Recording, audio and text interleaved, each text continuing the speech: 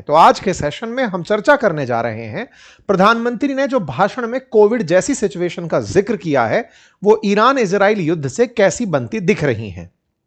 क्या इस युद्ध के अंदर कोई सीज फायर के आसार नहीं है? क्या प्रधानमंत्री की आज डोनाल्ड ट्रंप से हुई बातचीत का कोई मायना नहीं है?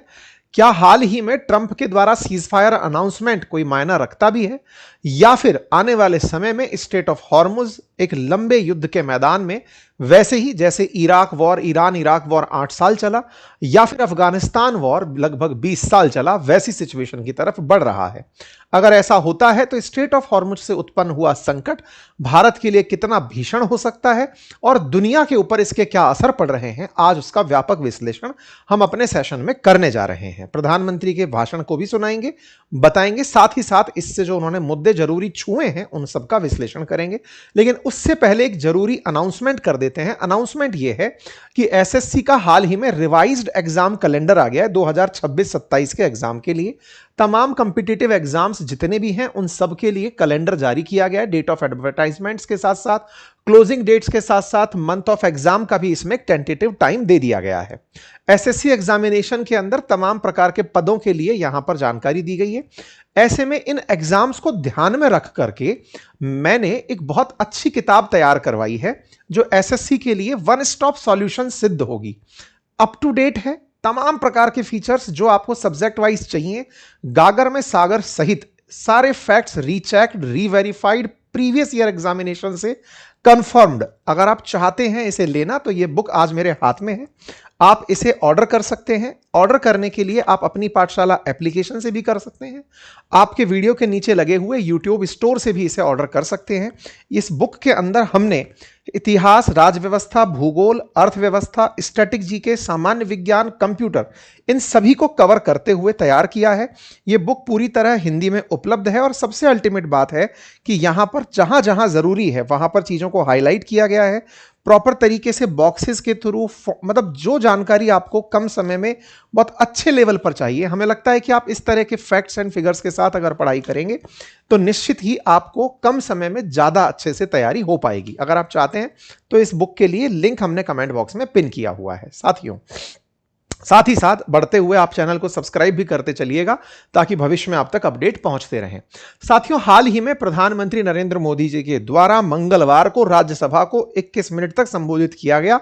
चर्चा की गई कि हॉर्मुज स्ट्रेट में हमारे जहाज और भारतीय क्रू फंसा हुआ है, यह चिंताजनक है, हमारे व्यापार के रास्ते प्रभावित हो रहे हैं, गैस, तेल, फर्टिलाइजर जैसी जरूरी सामान की सप्लाई पर असर हो रहा है। प्रधानमंत्री ने राज्यसभा के अंदर जो भाषण दिए उन भाषणों के अंदर प्रमुख जानकारियां जो दी गई प्रधानमंत्री के द्वारा, उसमें सबसे इंपॉर्टेंट जानकारी थी कि गवर्नमेंट फिलहाल strategically short term, medium term और लॉन्ग टर्म इंपैक्ट को ध्यान में रख करके काम कर रही है, नंबर 1। दूसरा, इंटर मिनिस्ट्रियल ग्रुप्स बना दिए गए हैं जो लगातार एक दूसरे से मुलाकात करते रहेंगे। साथ ही साथ 7 एम्पावर्ड ग्रुप बनाए गए हैं जो कि कल के दिन तैयार किए गए हैं, जो तैयारी कर रहे हैं कि किसी तरह से कोई भी असुविधा हमारे देश के अंदर चीजों को लेकर ना हो।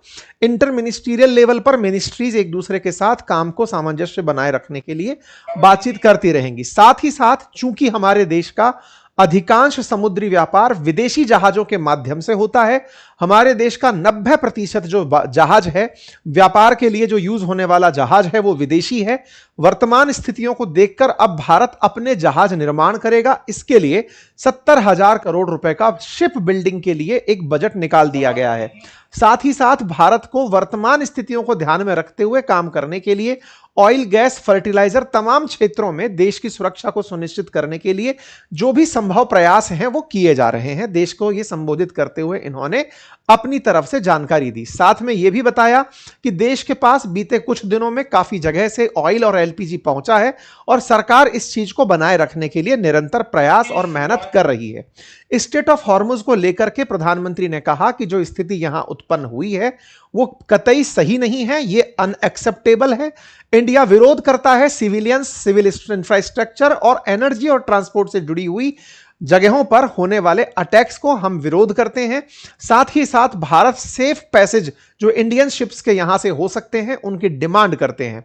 साथ ही साथ इंडिया सजेस्ट करता है कि बातचीत के रास्ते इस युद्ध को खत्म किया जाए और सभी पार्टीज पीसफुल सॉल्यूशन की तरफ आगे बढ़ें।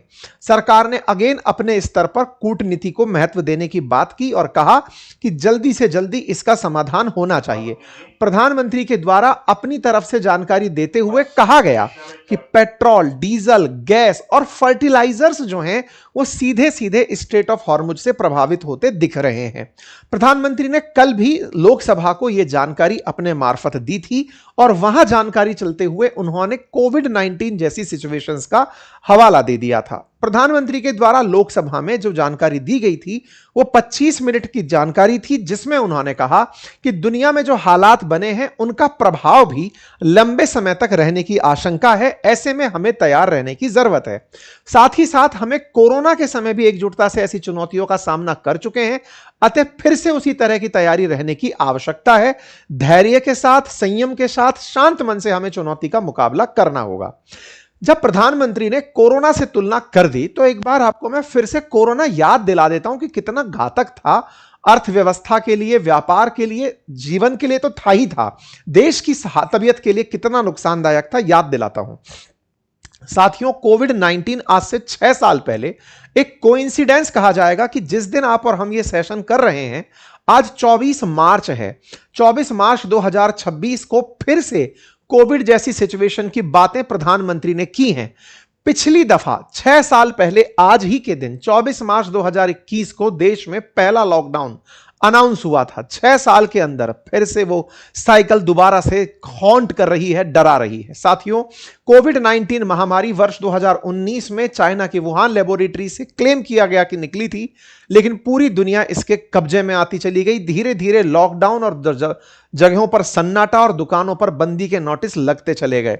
घरों पर रहने की हिदायतें दी जाना शुरू हुई। तमाम प्रकार के ट्रांसपोर्ट रुक गए, कल कारखाने रुक गए, जो जहां था वो वहीं की वहीं अटक गया। परिणाम निकला जीडीपी का नुकसान। जो अर्थव्यवस्था लगातार दौड़ रही थी लगभग 7-8% सालाना की दर से, वो एक साल में ही 5.8% की दर से गिर गई थी। भारत को उससे उबने में, उससे बाहर निकलने में लंबा समय लगा। वी शेप ग्रोथ कर्व बाद में बनकर आया। ग्लोबल जीडीपी ओवरऑल 3.1% कॉन्ट्रैक्ट कर गई थी। वर्ष 2020 के अंदर इकोनॉमी को बड़ा नुकसान हुआ था। जीडीपी का कॉन्ट्रैक्ट होना हुआ, जिससे कि अनएम्प्लॉयमेंट बढ़ा, गरीबी बढ़ी, साथ ही साथ बहुत सारे छोटे बिजनेसेस प्रभावित हुए। परिणाम निकला कि टूरिज्म और ट्रैवल जैसी चीजें बुरी तरह प्रभावित हुई और स्टॉक मार्केट का तो कहना ही क्या है।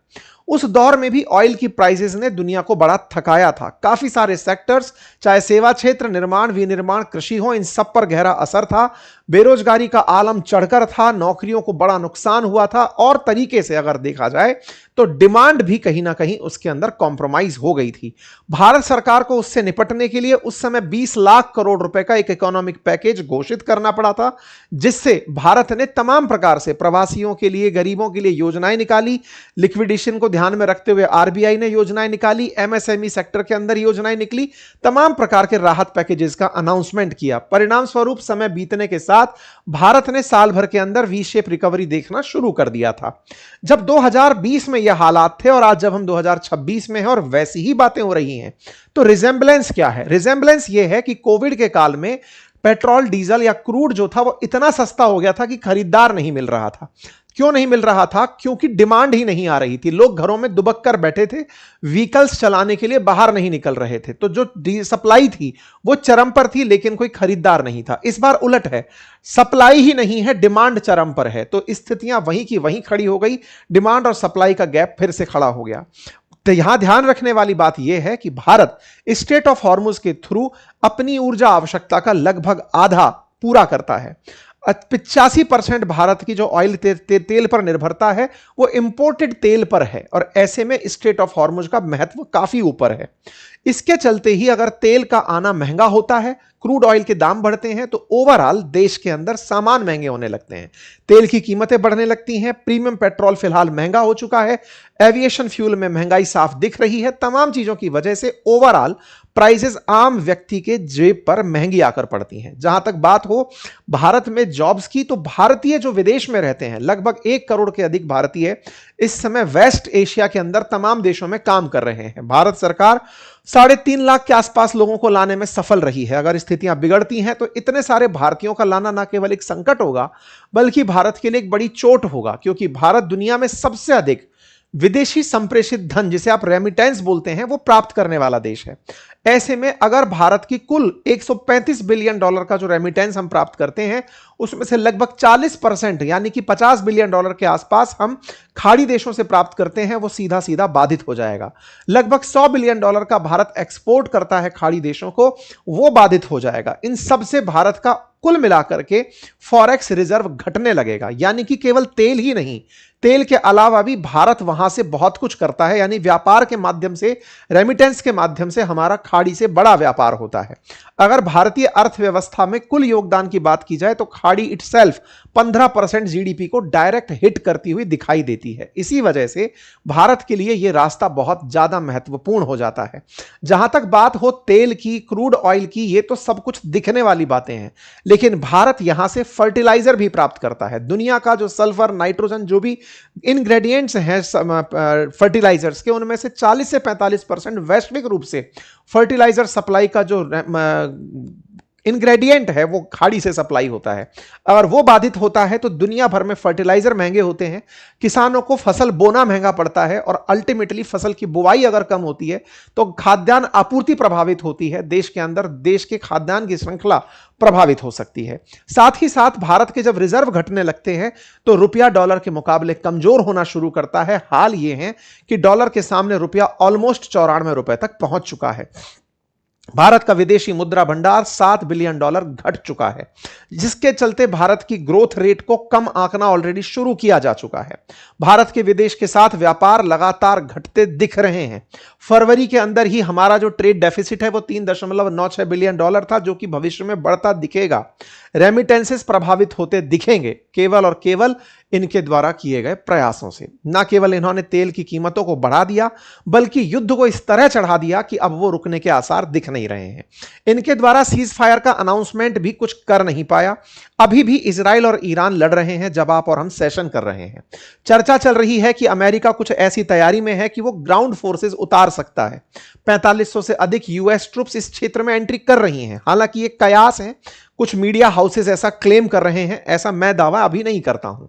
ईरान इजराइल के चलते इस युद्ध में तमाम प्रकार के प्रभाव ईरान की वजह से और अमेरिका की वजह से दुनिया को असर डाल रहे हैं। दुनिया के असर के चलते अब रिकमेंड किया गया है इंटरनेशनल एनर्जी एजेंसी के द्वारा कि आप वर्क फ्रॉम होम प्रोवाइड करिए, लोगों से कहिए कि वो एयर ट्रैवल करना बंद करें। साथियों, यहां पर आप देखें कि इंटरनेशनल एनर्जी एजेंसी ने रिकमेंड किया है कि दुनिया भर के देश वर्क फ्रॉम होम प्रोवाइड करने की कहें, हाईवे की स्पीड को 10 किलोमीटर प्रति घंटे की रफ्तार से कम कर दें ताकि डीजल की खपत कम हो, पब्लिक ट्रांसपोर्ट को बढ़ावा दें, कार पूलिंग को बढ़ावा दें, कार शेयरिंग को बढ़ावा दें, कमर्शियल व्हीकल्स की एफिशिएंसी को बढ़ावा दें, एलपीजी के सपोर्ट करने के लिए कुछ अल्टरनेटिव तरीके विकसित किए जाएं, एलपीजी के लिए इलेक्ट्रिक ओवन तवों का इस्तेमाल किया जा सके तो वो किया जाए, यानी कि अल्टरनेट सोर्स पर काम किया जाए। यही कारण है कि ये दुनिया भर में ये रिकमेंडेशंस काम कर रही हैं। Pakistan already work from home चला रहा है। श्रीलंका ने 4 दिन का 1 हफ्ते में वर्क फ्रॉम होम अनाउंस कर दिया है। साथ ही साथ बांग्लादेश के अंदर, वेस्ट एशिया के अंदर इस समय हालत उसकी खराब हो रही है। मालदीव्स के अंदर 30% उनके जो टूरिस्ट हैं वो घट चुके हैं। जापान ने अपना सबसे अधिक ऑयल रिजर्व पहली बार रिलीज किया है, जो स्ट्रेटेजिक रिजर्व था। साउथ कोरिया के प्रधानमंत्री की जो यात्रा थी वो उन्होंने कैंसिल कर दी है। चाइना की वो उसको इसलिए कैंसिल कर दी ताकि अपने देश की महंगाई से निपट सकें। तमाम देश अपने अपने स्तर की लड़ाइयों में बिजी हो चुके हैं। एशिया के वो देश जो तेल पर, खाड़ी पर निर्भर थे, उन्हें अब अपनी स्ट्रेटेजी बदलनी पड़ रही है। कुल जमा अर्थ यह है कि क्या यह वैश्विक मंदी की तरफ इशारा है। इस पर मैंने बातें बाजार की चैनल पर आज से 5 दिन पहले एक सेशन करके बताया था कि क्या मंदी आने वाली है।